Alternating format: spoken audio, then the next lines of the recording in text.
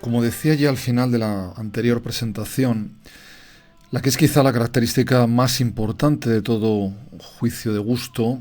es que el placer que da lugar a este es, nos dice Kant, ajeno a todo interés. ¿Y qué quiere decir Kant con el término interés?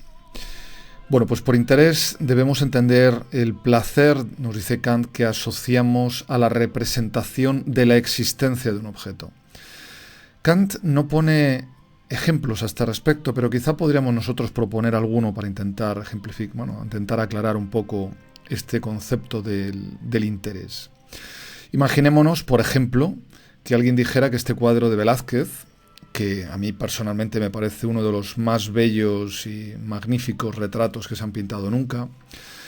que esa persona, digamos, no le pareciera bello este cuadro simplemente porque representa a un mal gobernante. O que alguien dijera, por ejemplo, que todos los cuadros de batallas le parecen horribles, estéticamente horribles, porque aparecen personas matándose. O al contrario, que alguien dijera que le gusta mucho un cuadro determinado, aunque este cuadro esté muy mal pintado y sea de pésima calidad,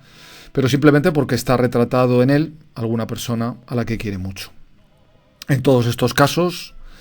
estaríamos haciendo un juicio de gusto que no está basado en la pura forma, en términos kantianos, sino que estaría basado en una serie de prejuicios, en una serie de intereses, como los denomina Kant. En definitiva, y como juicio desinteresado, en un juicio de gusto puro, escribe Kant, se quiere saber solamente si esta mera representación del objeto va acompañada en mí de placer, por indiferente que pueda serme la existencia del objeto de esa o de esta representación. Es decir, de modo independiente a su temática, de modo independiente a lo que representa una pintura o un dibujo. De modo que, nos dice Kant, para hacer de juez en cosas de gusto se requiere no tener la menor preocupación por la existencia de la cosa, es decir, de la cosa que está representada en esa imagen, en esa pintura, en ese dibujo. Antes bien, nos dice Kant, que nos sintamos perfectamente indiferentes a este respecto. Lo que viene aquí a afirmar Kant, así, es que el juicio de gusto es meramente contemplativo, es decir, un juicio que, indiferente con respecto a la existencia del objeto representado, confronta solo su cualidad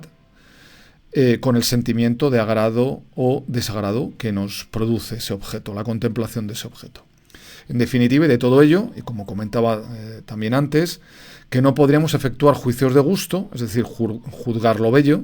si estamos predispuestos por intereses o estamos predispuestos por ciertas inclinaciones o apetitos respecto al objeto sobre el que vamos a emitir un juicio. Así pues, para Kant, solo y exclusivamente el gusto por lo bello sería un placer, nos dice, libre y desinteresado. Sin embargo, y por el contrario, frente a este placer libre y desinteresado que suscita lo bello, los juicios sobre lo agradable y lo bueno serían, por el contrario, siempre interesados. ¿Por qué? Pues porque lo agradable y lo bueno suscitarían, nos dice Kant, un agrado cargado siempre de interés, dado que, respecto a lo agradable y lo bueno, apostilla Kant, no solo nos gusta el objeto, sino también su existencia. Y como resumen de todo lo anterior, podríamos decir que lo bello es objeto de un placer ajeno a todo interés, y que, por tanto, en opinión de Kant, no se funda en alguna inclinación del sujeto, sintiéndose el que juzga completamente libre con respecto al placer que encuentra en ese objeto. Todo lo cual le sirve a Kant para concluir que el que juzga lo bello no puede descubrir como motivo de su placer ninguna condición privada a la que solo su sujeto se adhiera, y en consecuencia tiene que considerarlo fundado en lo que él puede presuponer también en cualquier otra persona. Por consiguiente, debe creer que tiene motivo para atribuir a todas un placer, a todas las personas, se entiende, un placer semejante. Aquí vemos, evidentemente, la influencia que David Hume ejerció sobre Kant y, en general, todos los filósofos del empirismo. Por consiguiente, escribe Kant, el juicio de gusto tiene que implicar una pretensión de validez para todos, necesitando llevar asociada a él una pretensión a una universalidad subjetiva. Pero del mismo modo que el juicio de gusto puro debe ser ajeno a todo interés, debe ser también, nos dice Kant, ajeno a acicates y emociones. Pues si un juicio de gusto es un juicio que no tiene otro motivo más determinante que la forma, podemos decir casi que, bueno, pues todo lo demás sobra, ¿no? Es decir, acicates y emociones, nos dice Kant, solo adulterarían el juicio de gusto. Y entre esos acicates o aderezos, Kant incluye los colores que iluminan los contornos o los adornos, parerga, que, como los marcos de oro, por ejemplo, dice Kant, solo se emplean para procurar con su atractivo un aplauso al cuadro y que por ello repugnarían a la auténtica belleza. Aquí nuevamente vemos presente, por un lado, la idea del contorno, de la línea como elemento básico del arte, de su mucha mayor importancia frente al color, como hemos comentado ya en relación al arte neoclásico, como ya vimos en Winckelmann, así como el rechazo de los ornamentos, algo que fue tan propio del arte rococó y de lo que el arte, a medida que va avanzando el neoclasicismo, irá poco a poco desprendiéndose. De igual modo, escribe Kant, la emoción, una sensación que no proporciona, en su opinión, otro deleite que el más intenso desbordamiento de energía vital provocado por un obstáculo momentáneo, es, afirma Kant, totalmente ajena a la belleza. Esta es una consigna, como veremos, compartida por muchos de los teóricos del momento y que perdurará en parte de la estética alemana posterior, y de hecho algunos años más tarde Friedrich Schiller, siguiendo este posicionamiento kantiano, negará toda relación entre la pasión y lo bello, afirmando en su texto Callias, que comentaremos en una sesión posterior, que un arte apasionado es, nos dirá Schiller, un contrasentido. Visto todo lo anterior, creo que ya parece buen momento ahora para que señalemos las dos características principales que Kant atribuye al juicio de gusto, es decir, al juicio de lo bello. La primera característica del juicio de gusto, ya la hemos comentado, el juicio de gusto aspira al asentimiento de todos, es decir, el juicio de gusto aspira a ser un juicio de validez universal. Y recordemos que, al contrario de lo que sucede hoy, tiempo en el que, como decíamos, lo bello nos resulta algo relativo, en la época de Kant, decir que algo es bello era implicar que si algo debiera ser bello para todo el mundo. Es decir, que no tendría sentido que alguien dijera que tal objeto es bello para mí. Como segunda característica del juicio de gusto, Kant señala que el juicio de gusto no es en modo alguno determinable por argumentos. De modo que, añade Kant, el que no encuentra bello un edificio, una vista o un poema, no dará íntimamente su aplauso ante la coacción de cientos de opiniones que lo ensalcen. El aplauso de los demás, afirma Kant, no proporciona ninguna prueba válida para juzgar la belleza. Claro, evidentemente lo que viene a decir aquí nuestro filósofo es que no hay ningún argumento empírico para imponer a nadie el juicio de gusto, dado que el juicio de gusto se formula siempre totalmente como un juicio, digamos, singular del objeto. Kant asegura, por tanto, que si una obra teatral o una poesía, por ejemplo, no consigue agradar nuestro gusto, no nos gusta, daría igual que alguien nos viniera a citar a Lessing o a cualquier otro crítico y a sus reglas de lo bello, dice Kant, para convencernos de que esa poesía o esa obra teatral es bella. Es decir, que el juicio de gusto, en opinión de Kant, no puede basarse nunca en reglas a priori de lo bello. Es decir, el juicio de gusto es siempre un juicio que surge de la experiencia del objeto y del placer que éste nos pueda o no producir, y por tanto no puede depender, en opinión de Kant, de reglas de lo bello o de razones demostrativas a priori, pues el juicio de gusto no es un juicio, como hemos ya comentado, no es un juicio de entendimiento, no es un juicio de razón.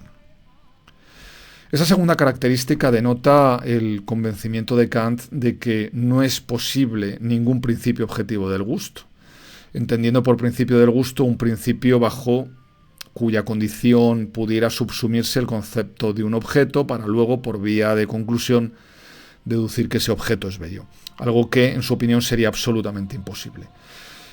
Kant, claro, evidentemente está aquí haciendo una intensísima crítica a todos los planteamientos que, sobre todo provenientes de los teóricos neoclásicos o neoclasicistas, consideraban que era posible, como ya vimos en el caso de Baumgarten, por ejemplo,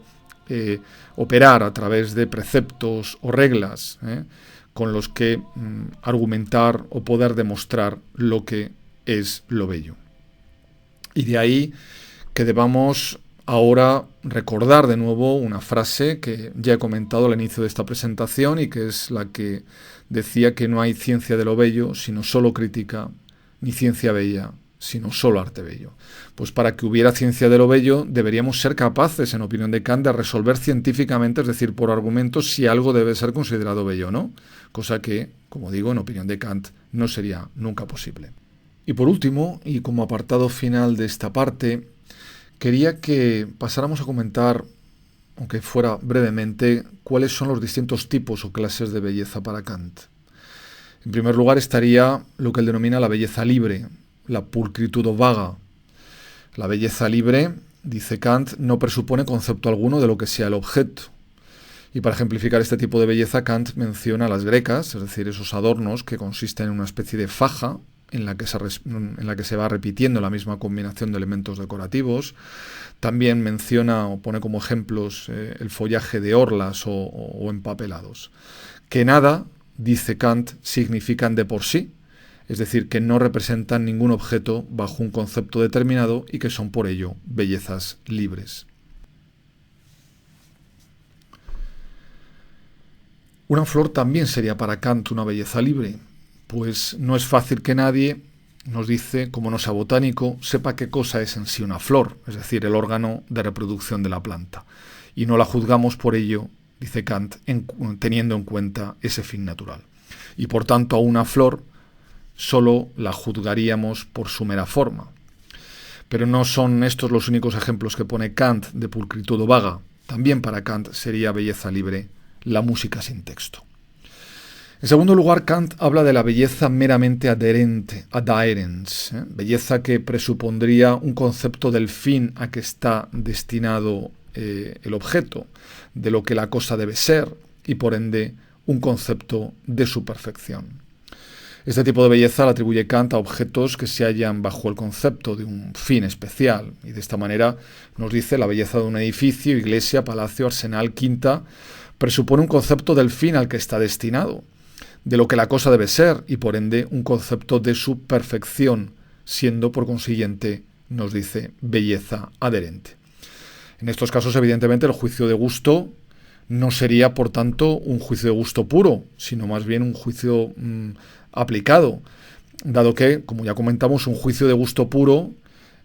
sobre un objeto no puede depender del fin que hay en su concepto. Es decir, que el placer que proporciona la belleza, según Kant, no ha de presuponer ningún concepto. Y de hecho, para mantener este planteamiento kantiano, Friedrich Schiller tendrá que llegar a afirmar, en un texto que ya comentaremos en una sesión posterior, que un edificio no podrá ser jamás una obra de arte completamente libre, ni alcanzar, por tanto, nunca un ideal de belleza, porque es materialmente imposible, nos dirá Schiller, en el caso de un edificio que necesita escaleras, puertas, chimeneas, ventanas, pasarse sin la ayuda de un concepto y, por lo tanto, ocultar su heteronomía. Bueno, y terminamos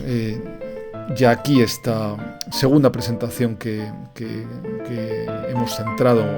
nuevamente en Kant, para pasar en la siguiente a comentar las diferencias entre juicios lógicos y juicios de gusto.